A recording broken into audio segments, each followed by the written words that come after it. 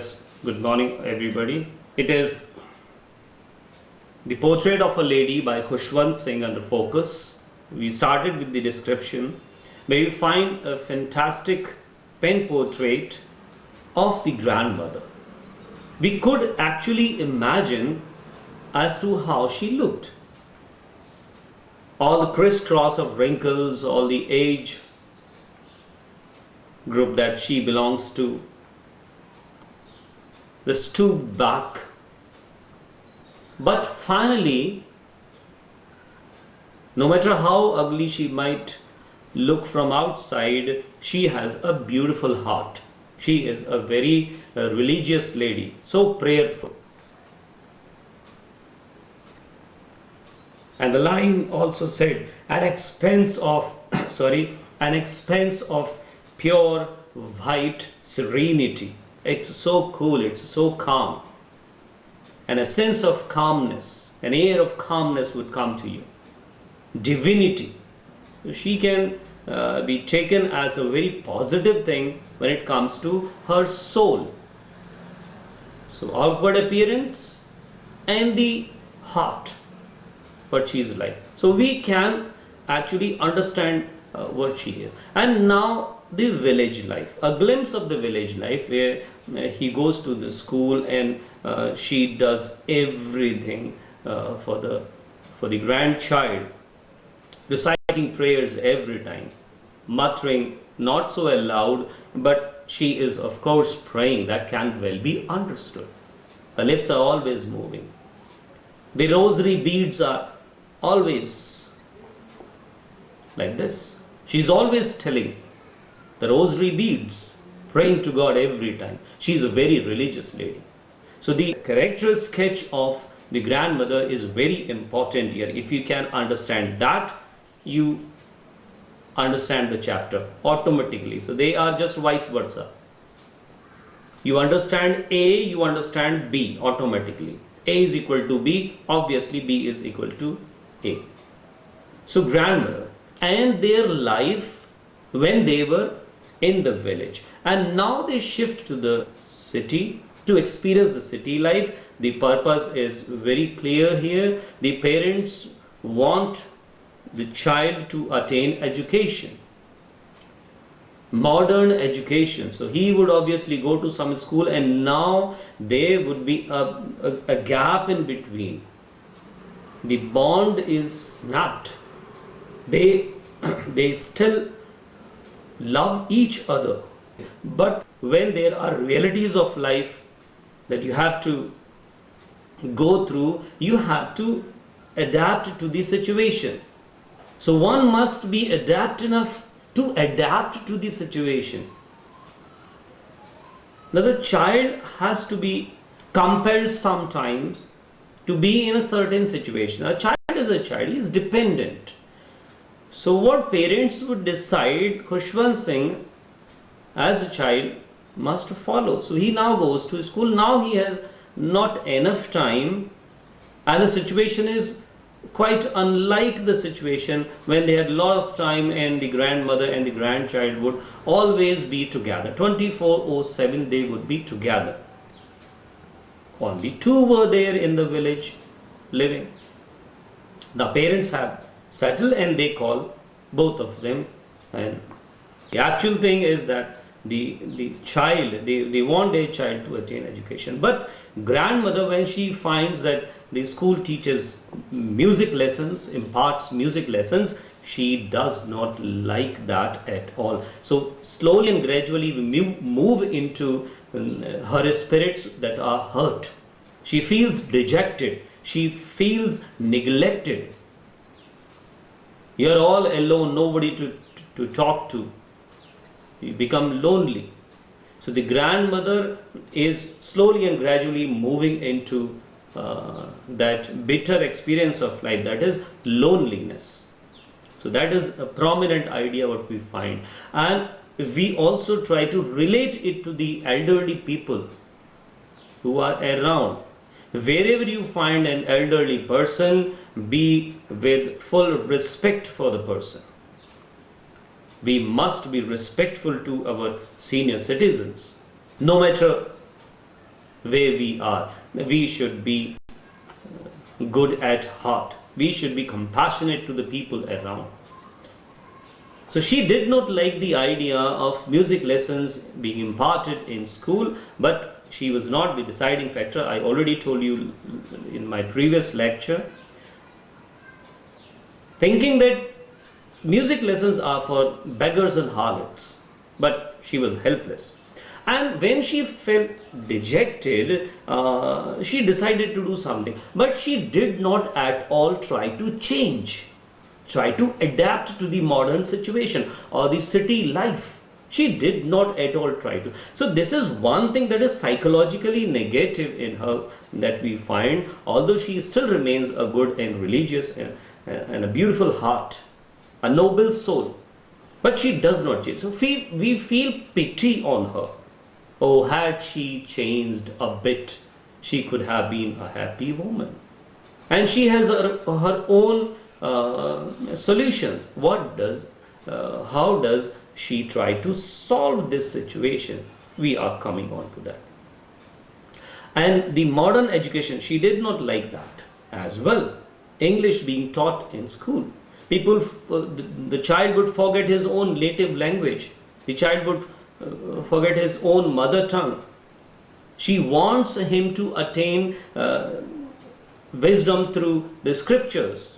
She wants him to learn lessons out of life of Vaheguruji. But what can be done?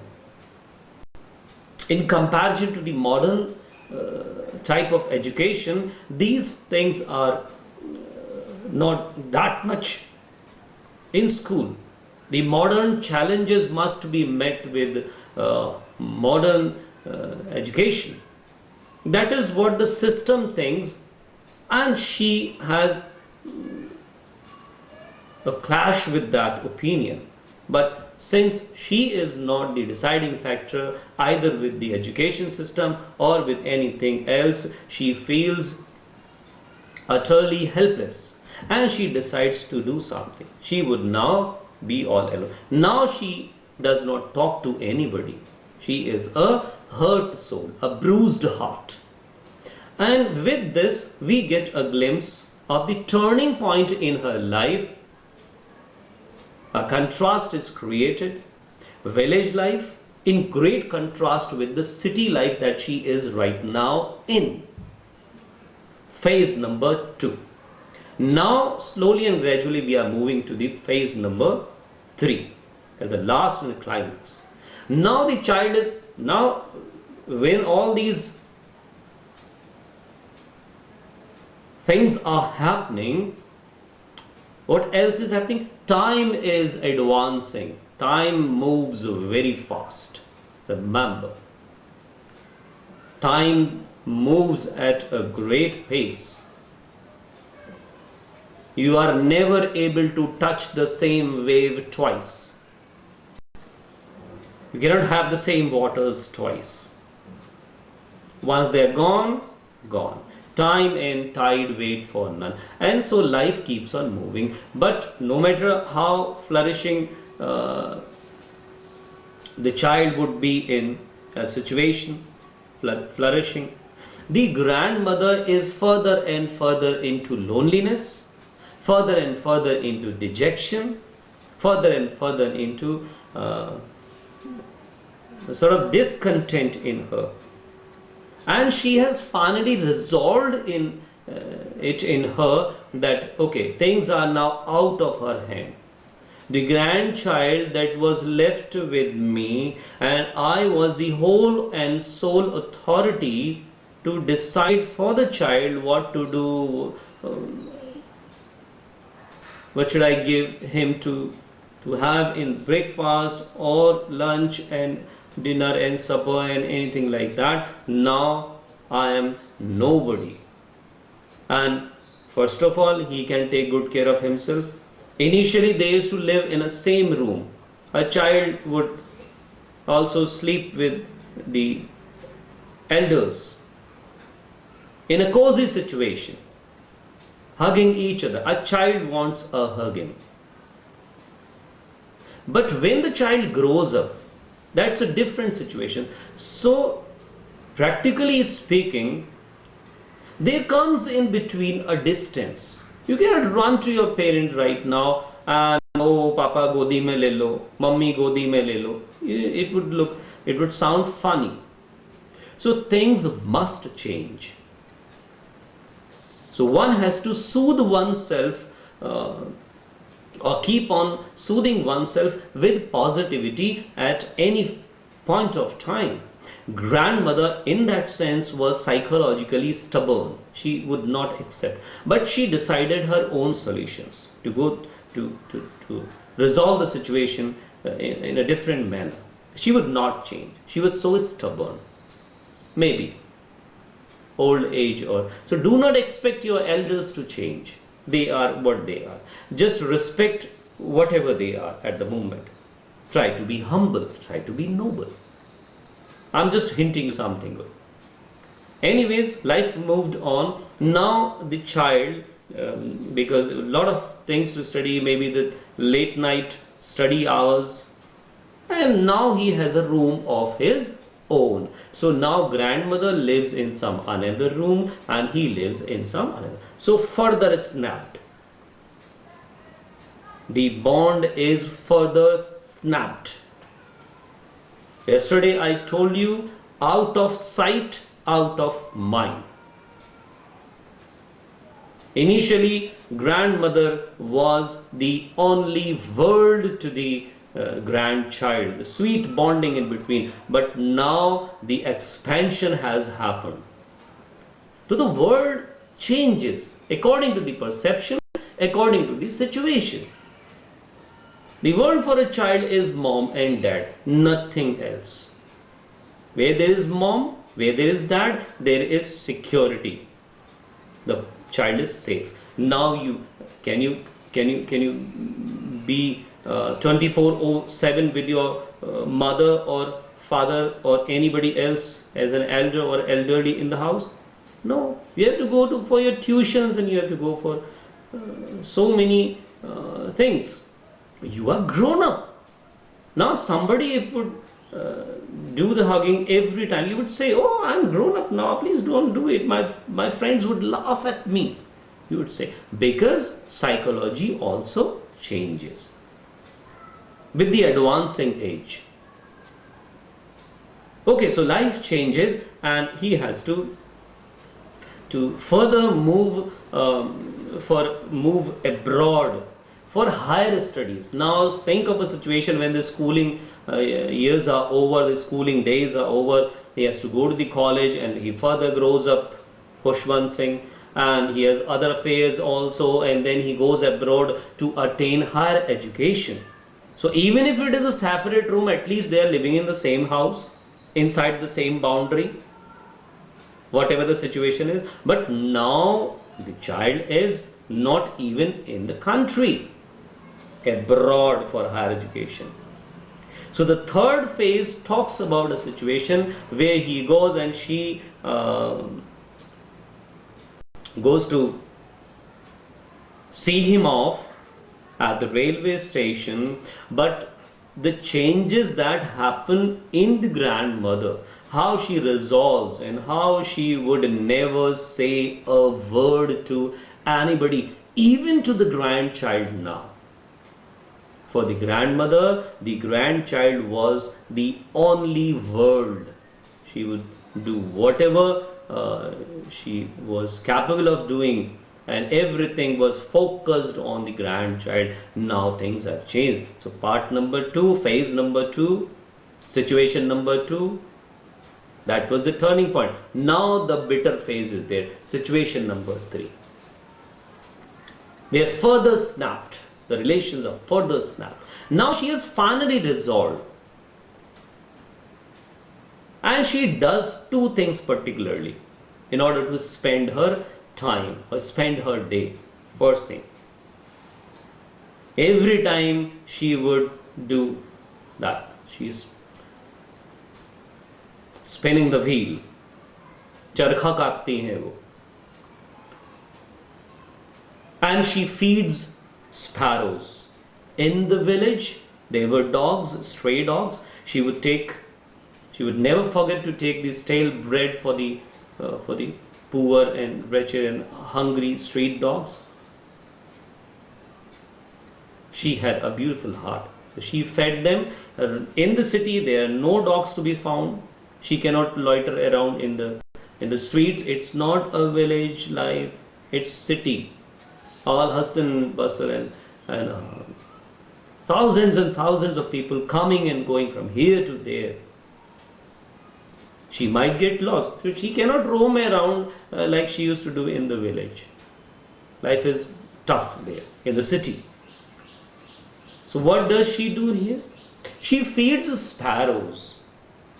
And now her only solace is with feeding the sparrows and spinning the wheel. Remember, feeding the sparrows and spinning the wheel. And she stopped talking to anybody else. She would not talk. She would talk the least. And when the child was going abroad, she just patted him, kissed him on the forehead, and was like that. So she was stubborn. She did not change. But internally, she decided something and she followed that. When she decided something that she is going to be like that, she would never change. Therefore, again and again, I am telling you that she is very resolute. She is very stubborn. When she decides, she is firm with that. She would not change for anybody. Now she has stopped talking to the family members even. She would talk the least. So she would talk the least. She would not talk much. She felt bad when the child was going for higher education abroad, but she would not talk. She just tried to control as if some moderators are there in her. And she would not express her emotions, no matter what they are or to what level they are in her. She would never, never, never express those emotions.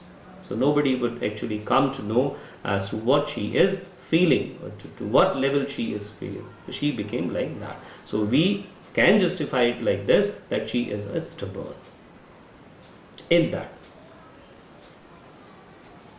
She would not change. Now further dejection happens and we also feel sad side by side. I'll just quickly read a couple of lines for you.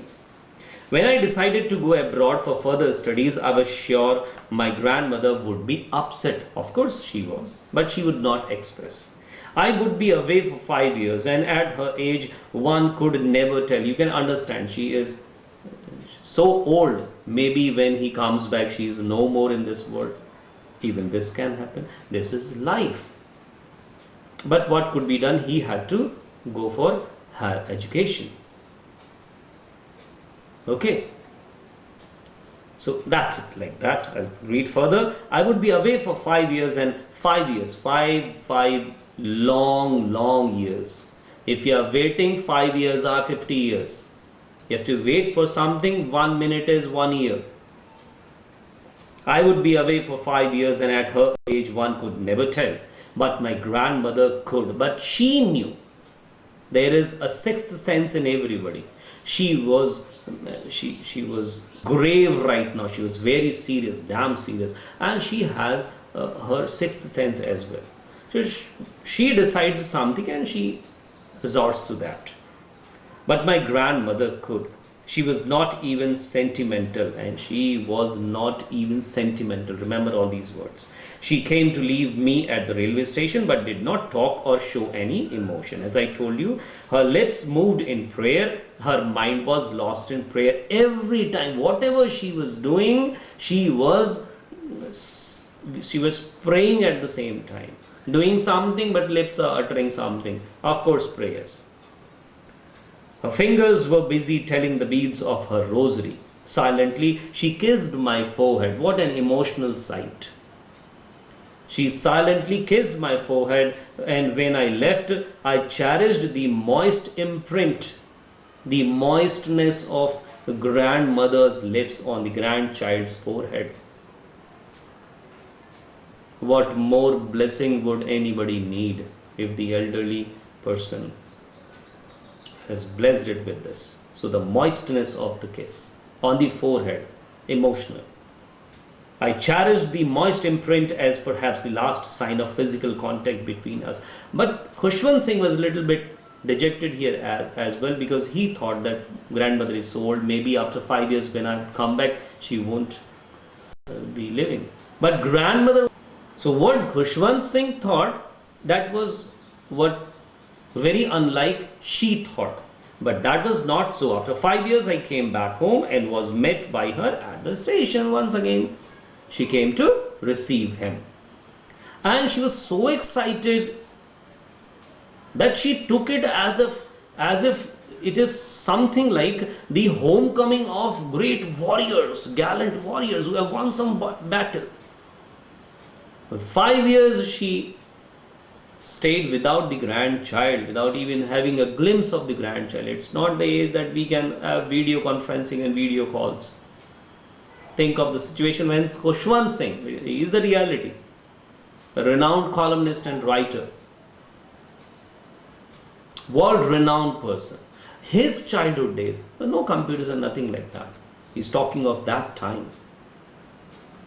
And while she clasped me in her arms when she received him, I could hear her reciting her prayers. She never changed. She waited very patiently for the grandchild to come back after attending the education. She was excited, but she would never show her emotions.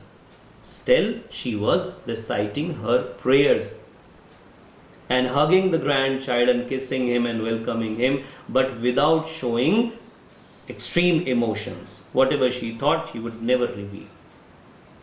Even on the first day of my arrival, her happiest moments were with sparrows, and sparrows were the happiest occasions when she would be with them. So nobody, even the grandchild and his coming, would replace the time when she would be with the sparrows. She was very firm, whatever she had decided, now she is going to be with the sparrows. So forever she followed that. She would be spinning the wheels and she would do that, no matter what happens. She came to receive him, but still she would feed the sparrows, because that was the best time for the grandmother in the evening. But actually she was so excited that she took it as if the homecoming of the great warriors. I'll quickly go through. In the evening a change came over him. She did not pray. She collected the women of the neighborhood. This is, you have to remember also. She collected the women of the neighborhood, got an old drum and started to sing. She was so excited and she overstressed herself. She was so excited that she overworked. She overstressed herself, and finally we see that she fell ill. Too much of work, too much of anything does you bad. अति सर्वत्र वर्जयेत.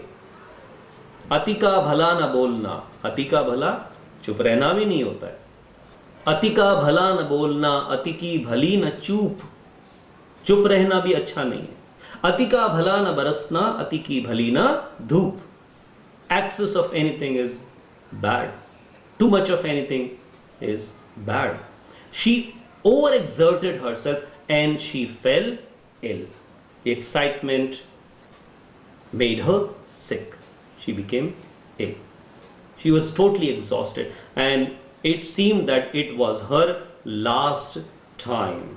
The moment had come when the soul might, the Jivatma might leave the body. Everybody was sad. Everybody tried to attend to the grandmother. But her sixth sense knew that her end was near. And she still would not talk to anybody. She would talk to only and only the sparrows when she was doing the feeding, with frivolous rebukes also.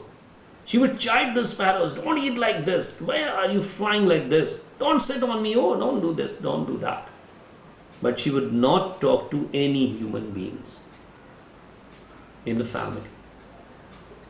So she was very firm with whatever she decided. I'll read further a few lines more, and then it is the climax. The next morning she was taken ill. It was mild fever first, and the doctor told us that it would go. But the grandmother knew it, that it won't go. It would take her life with it. This is what the grandmother could sense, the sixth sense in her, and she would not talk. Others would say, grandmother, please say something, please say something. Here is your grandchild. Grandchild would also urge, everybody else would also urge, but she would not speak. And she kept on praying to God, uttering and muttering inaudible prayers. A sad moment for everybody. Everybody is so anxious. They want to save her life. She is, of course, precious. They have never stopped caring for her. But she does not want others to care for her. This is the situation. She is very stubborn and very firm with what she decides to do.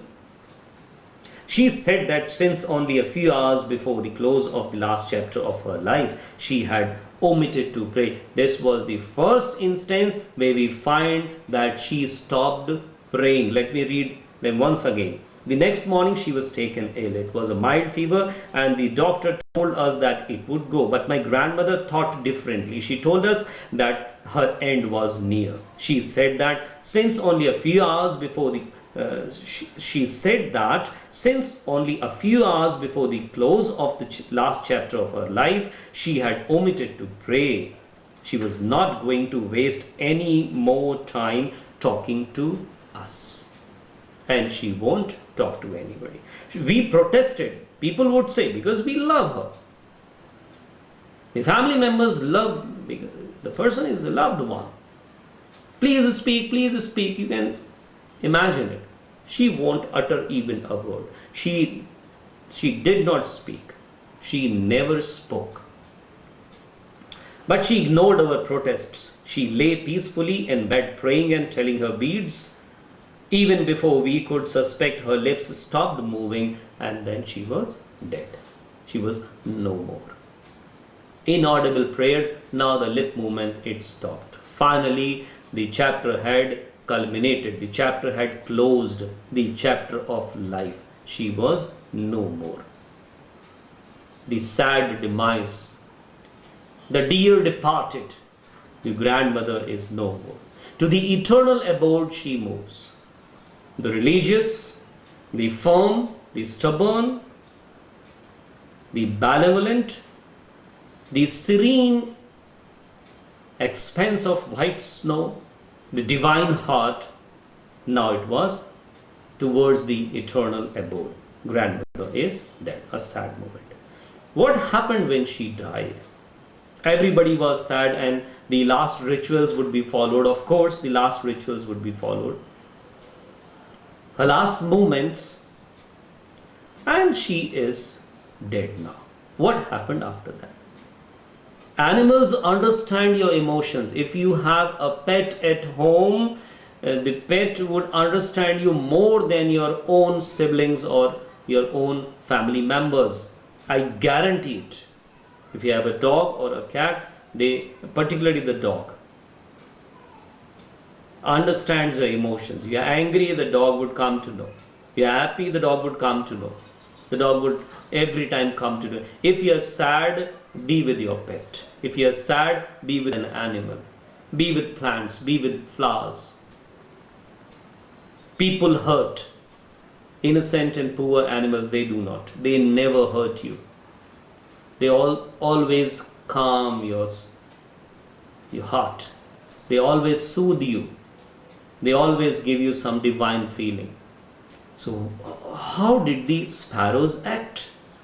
These sparrows were equally sad, even they were more dejected, as it seems, through their behavior when Khushwant Singh's mother, she tried to put some crumbs of bread for the sparrows. They did not eat. The next day, when she saw that the crumbs were lying there, as they had been dropped there, and without even uh, making a sound, these sparrows silently, as if they are extremely sad and dejected and despondent, they flew away. Maybe to never come back to that place, because their bonding was actually with the grandmother.